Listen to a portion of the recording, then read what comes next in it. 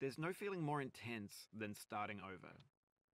If you deleted your homework the day before it was due, as I have, or if you left your wallet at home and you have to go back after spending an hour in the commute. If you won some money at the casino and then put all your winnings on red but it came up black. If you got your best shirt dry cleaned before a wedding and then immediately dropped food on it. If you won an argument with a friend and then later discovered that they just returned to their original view. Starting over is harder than starting up. If you're not ready for that, like if you've already had a bad day, then what you're about to go through might be too much. Feel free to go away and come back. I'll be here. Alright, thanks for coming with me on this trip. I'll understand if you have to take a break at any point. Just find a safe place to stop and quit the game. And don't worry, I'll save your progress, always, even your mistakes. This game is a homage to a free game that came out in 2002, titled Sexy Hiking. The author of that game was Jazuo, a mysterious Czech designer who was known at the time as the father of B games. And B games are rough assemblages of found objects. Designers slap them together very quickly and freely, and they're often too rough and unfriendly to gain much of a following. They're built more for the joy of building them than as polished products. In a certain way, Sexy Hiking is the perfect embodiment of a B game. It's built almost entirely out of found and recycled parts, and it's one of the most unusual and unfriendly games of its time. In it, your task is simply to drag yourself up a mountain with a hammer. And that act of climbing, in the digital world or in real life, has certain essential properties that give the game its flavor. No amount of forward progress is guaranteed. Some cliffs are too sheer or too slippery. And the player is constantly, unremittingly in danger of falling and losing everything. Anyway, when you start Sexy Hiking, you're standing next to this dead tree that blocks the way to the entire rest of the game. It might take you an hour to get over that tree, and a lot of people never got past it. You prod and you poke at it, exploring the limits of your reach and your strength, trying to find a way up and over. And there's a sense of truth in that lack of compromise.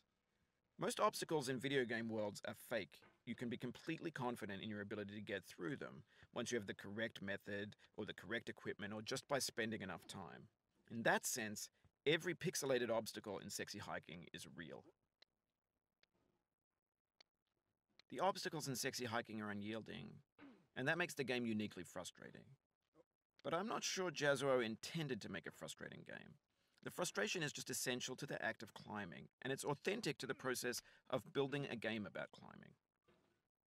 A funny thing happened to me as I was building this mountain. I'd have an idea for a new obstacle, and I'd build it, test it, and it would usually turn out to be unreasonably hard. But I couldn't bring myself to make it easier. It already felt like my inability to get past the new obstacle was my fault as a player rather than as a builder. Imaginary mountains build themselves from our efforts to climb them, and it's our repeated attempts to reach the summit that turns those mountains into something real. When you're building a video game world, you're building with ideas, and that can be like working with quickset cement. You mold your ideas into a certain shape that can be played with, and in the process of playing with them, they begin to harden and set until they're immutable, like rock. And at that point, you can't change the world. Not without breaking it into pieces and starting fresh with new ideas. For years now, people have been predicting that games would soon be made out of prefabricated objects, bought in a store and assembled into a world. And for the most part, that hasn't happened, because the objects in the stores are trash. I don't mean they look bad or that they're badly made, although a lot of them are. I mean they're trash in the way that food becomes trash as soon as you put it in the sink. Things are made to be consumed and used in a certain context, and once the moment is gone, they transform into garbage. In the context of technology, those moments pass by in seconds.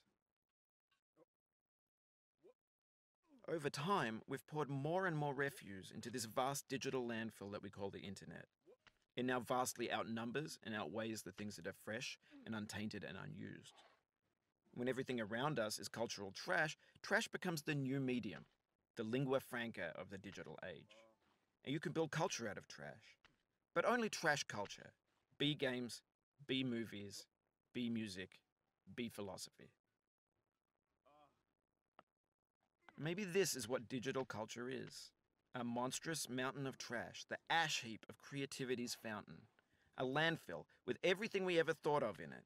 Grand, infinite, and unsorted.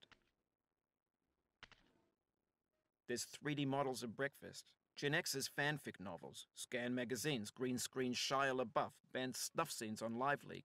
Facebook's got lifelike bots with unbranded adverts and candid shots of Kanye and Taylor Swift mashups, car crash epic failed GIFs, Russian dashcam vids, discussions of McRibs, discarded, forgotten, unrecycled, muddled, rotten, untitled. Everything's fresh for about 6 seconds, until some newer thing beckons, and we hit refresh. And there's years of persevering, disappearing into the pile, out of style, out of sight. In this context, it's tempting to make friendly content that's gentle, that lets you churn through it but not earn it. Why make something demanding if it just gets piled up in the landfill, filed in with the bland things? When games were new, they wanted a lot from you.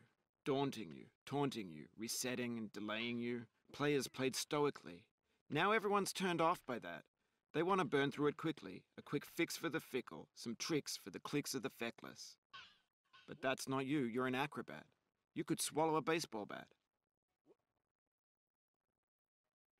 Now I know, most likely you're watching this on YouTube or Twitch, while some dude with 10 million views does it for you, like a baby bird being fed chewed up food. That's culture too. But on the off chance that you're playing this, what I'm saying is, trash is disposable, but maybe it doesn't have to be approachable. What's the feeling like? Are you stressed? I guess you don't hate it if you got this far, feeling frustrated. It's underrated.